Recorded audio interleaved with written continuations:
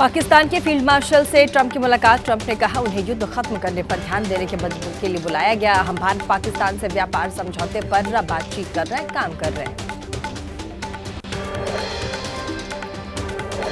बुधवार को प्रधानमंत्री मोदी से फोन पर बात करने के कुछ ही घंटे बाद ही ट्रंप ने फिर किया दावा, मैंने रुकवाया भारत पाकिस्तान युद्ध, मोदी एक शानदार व्यक्ति, जल्द होगा व्यापार समझौता। ट्रंप के दावों पर कांग्रेस ने कहा मोदी सरकार कुछ और कह रही है, लेकिन ट्रंप अपने दावे पर अड़े हैं। मोदी खुलकर क्यों नहीं कह रहे कि सच क्या है। ट्रंप के ट्वीट से आई सीज फायर की पहली जानकारी।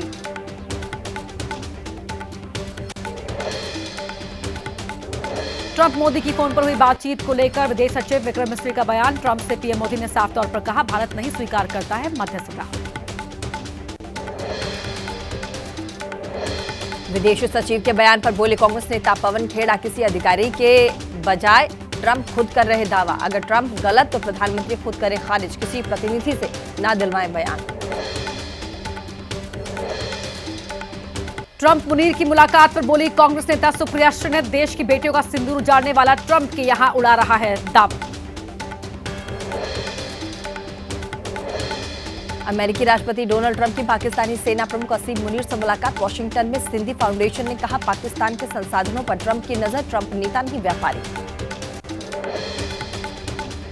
ट्रंप मुनीर की मुलाकात पर पेंटागन के पूर्व अधिकारी ने कहा, पाकिस्तान अपने हितों को आगे बढ़ाने के लिए कपटपूर्ण तरीके से कर रहा है काम। और चलिए ब्रेकफास्ट न्यूज में इजराइल और ईरान युद्ध से जुड़ी तमाम बड़ी अपडेट भी आपको दिखा देते हैं। ऑपरेशन सिंधु के तहत ईरान से 110 भारतीय छात्रों की हुई वापसी। इंडिगो विमान से छात्र वापस लौटे दिल्ली। केंद्रीय विदेश राज्य मंत्री कीर्तिवर्धन सिंह बोले, ईरान से भारतीयों की वापसी के लिए आज भी भेजा जाएगा और ज्यादा विमान। अमेरिकी राष्ट्रपति डोनाल्ड ट्रंप ने ईरान पर हमले के एक्शन प्लान को दी मंजूरी। फाइनल ऑर्डर मिलने का इंतजार बाकी। इजराइल ईरान युद्ध पर डोनाल्ड ट्रंप का एक और बड़ा बयान। कहा, ईरान को दिया 60 दिनों तक मौका, उन्हें पहले ही कर लेनी चाहिए थी डील और व्हाइट हाउस में आकर मिलने की कर रहे पेशकश। अमेरिकी रक्षा सचिव पीट हेग्सेथ का बयान। राष्ट्रपति डोनाल्ड ट्रंप ने ईरान को दिया परमाणु कार्यक्रम पर समझौते का पूरा मौका। ईरान के सुप्रीम लीडर अयातुल्लाह खमेनी बोले, किसी कीमत पर नहीं करेंगे सरेंडर। डोनाल्ड ट्रंप को दी चेतावनी। कहा, अगर इजराइल के साथ जंग में अमेरिकी सेना ने दखल दी तो बुरा होगा अंजाम। अयातुल्लाह खमेनी ने देश के नाम अपने संबोधन में कहा, ईरान की जनता अपने शहीदों के खून को कभी नहीं भूलेगी। देश की हवाई सीमा का उल्लंघन करने वालों को कभी माफ नहीं करेगा ईरान। ईरान ने इजराइल की तरफ दागी सेजल मिसाइल। 2000 किलोमीटर बताई जा रही मारक क्षमता। ईरान के निशाने पर मोसाद, इजराइल के सैन्य खुफिया ठिकाने। इजरायली सेना के प्रवक्ता का बयान। ईरान ने बुधवार को इजराइल पर 3 बार किया हमला। आईडीएफ ने तेहरान के पास यूरेनियम प्लांट और मिसाइल साइट पर किया हमला।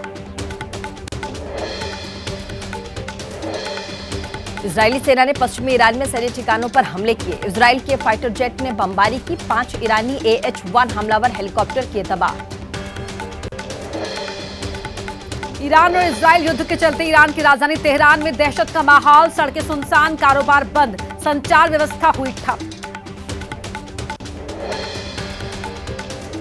ईरान और इजराइल युद्ध का आज 6ठा दिन होगा। इजरायली सेना ने 5 दिनों में ईरान में 1000 से ज्यादा ठिकानों पर हमला किया। ईरान ने भी दागी मिसाइलें, सैकड़ों ड्रोन।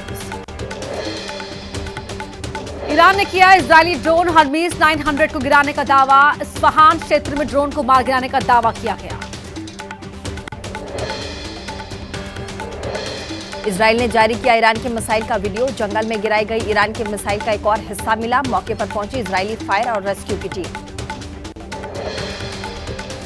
इजराइल पर ईरान के जवाबी हमले जारी। तेल अवीव और उसके आसपास के शहरों में नजर आए ईरान के रॉकेट। इजराइल का दावा, आसमान में ही नष्ट किए गए रॉकेट।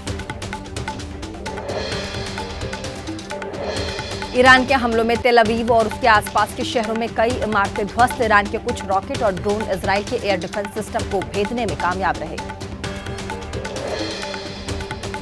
ईरान की राजधानी तेहरान के आसमान में नजर आए आग के गोले। इजराइल से दागे गए ज्यादातर रॉकेट को ईरान के एयर डिफेंस सिस्टम में हवा में ही नष्ट किया गया।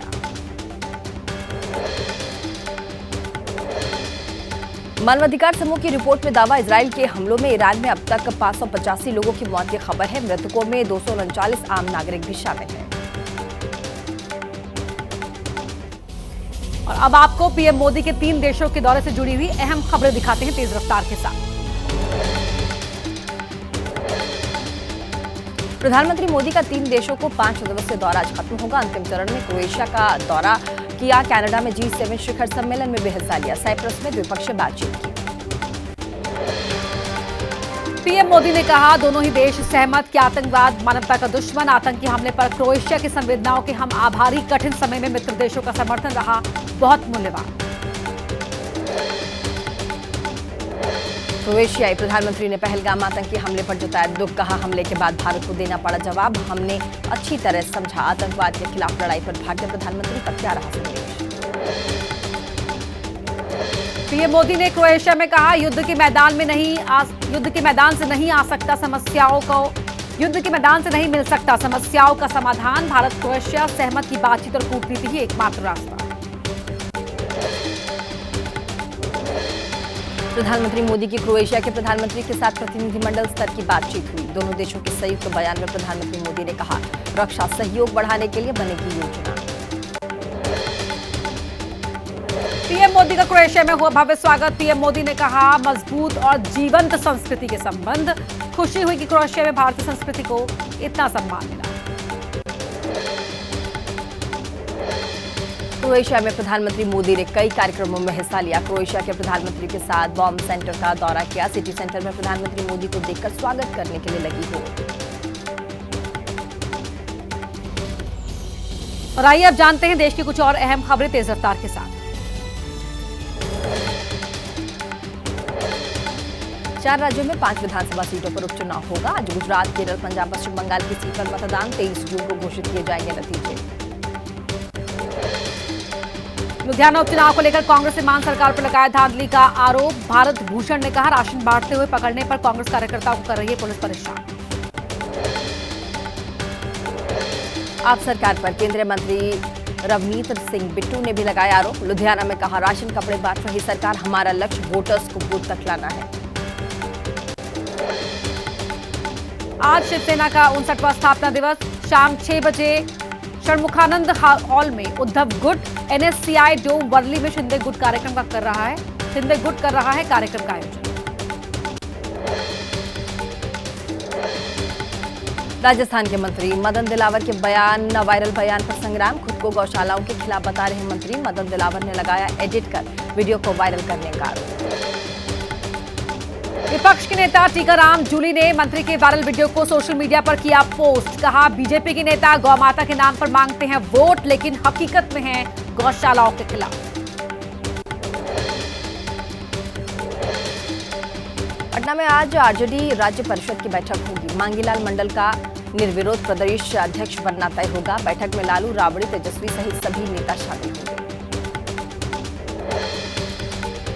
विधानसभा चुनाव को लेकर नए जातीय समीकरण बनाने में जुटी आरजेडी। बिहार चुनाव में ईबीसी को साधने की कोशिश। आज आरजेडी बैठक में चुनावी साल में संगठन को मजबूत करने पर भी चर्चा।